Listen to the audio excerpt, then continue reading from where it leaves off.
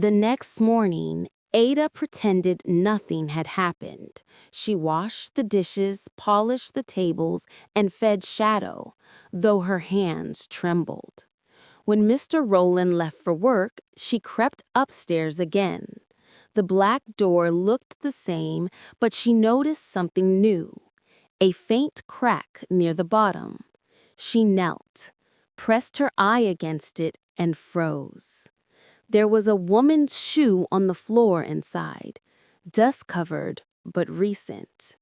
Suddenly, the sound of keys jingled behind her. She turned. Roland stood in the hallway, expressionless. "You shouldn't be here," he said. His voice was flat, calm, terrifying. Ada stammered, I was just cleaning, sir." He stared for a moment, then smiled. "Curiosity is dangerous, Ada, even for good girls." That night she lay awake, listening for the voice again, but only Shadow's low growl echoed through the walls, a warning. Days later, while grooming Shadow in the garden, Ada noticed something strange about his collar, small metallic edges engraved with faint numbers. When she rubbed them, the dog stiffened. The tag flashed red light for a second before fading. Ada blinked. It wasn't just a collar. It was some kind of tracker. That evening, while serving dinner, she saw Roland tapping on his phone. The dog lifted its head each time he touched the screen. He was controlling it. In the mirror above the dining table, Ada caught her reflection beside Shadow's glowing eyes. Both prisoners, both watched. Her fear slowly hardened into anger. It rained that night, heavy, relentless, the kind that drowns thoughts. While cleaning the back corridor, Ada saw a photo frame turned backward on a shelf. She flipped it and gasped. A picture of a young woman smiling in a maid uniform. The name tag read Ngozi, the maid who vanished.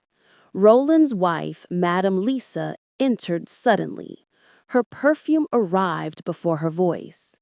"Oh, you found one of the old staff," she said casually, taking the frame. Such a pity she couldn't stay. There was something distant in her eyes, not ignorance, complicity. When Lisa left, Ada saw Shadow sitting near the door, tail still, eyes fixed on her, as if waiting for an order she couldn't hear. 2 nights later, Ada found the cook sitting alone in the pantry, crying silently. "Why do you stay?" Ada whispered. The woman shook her head. "He pays my child's hospital bills. If I leave, my boy dies." Then she leaned closer, voice cracking. "That dog isn't what you think. He trains it to sense fear. He uses it to test obedience. He says it's behavioral psychology." Ada's heart sank. "And the others?" The cook looked away. "They failed the test." Before Ada could ask more, footsteps echoed. The cook's face went pale. "Go," she hissed. "He's coming." As Ada slipped out, she glanced back. The cook was gone the next morning.